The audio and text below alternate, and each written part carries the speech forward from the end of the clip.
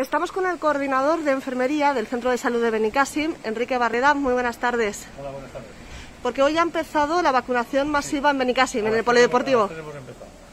¿Y cómo ha ido? ¿Nos va Bien, enseñando? de momento, vamos, un poco la gente va viniendo sin aglomeración de gente, y lo que también se pretende es eso, ¿no? Que la gente venga poco a poco a vacunarse.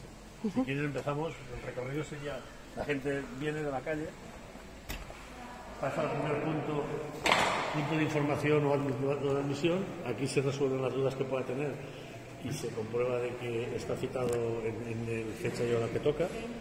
Una vez aquí hecho el trámite administrativo, pasan a la sala de prevacunación, donde se esperan un momentín, realmente es poco tiempo, hasta que se quede vacío cualquiera de los puntos que hay de vacunación, ¿no? Aquí una compañera, conforme se vacían los sitios, los va pasando a cualquiera de los dos sitios, allí se vacunan y después de vacunarse pasan a la sala de post-vacunación, que se tiene que esperar un cuarto de hora por protocolo a que para cualquier posible efecto adverso de la vacuna diese la cara.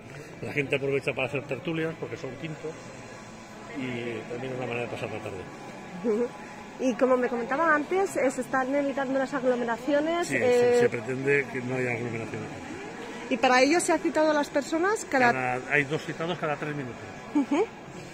¿Y qué rango de edad te están vacunando estos días? 58, 57, estamos por ahí. Hoy estamos vacunando 58, 57. Mañana bajaremos a 56 y acabaremos los jueves con 55, 54. ¿Cuántas personas se prevén que se van a vacunar hoy, mañana y pasado? En total hay 827 en los 3 días.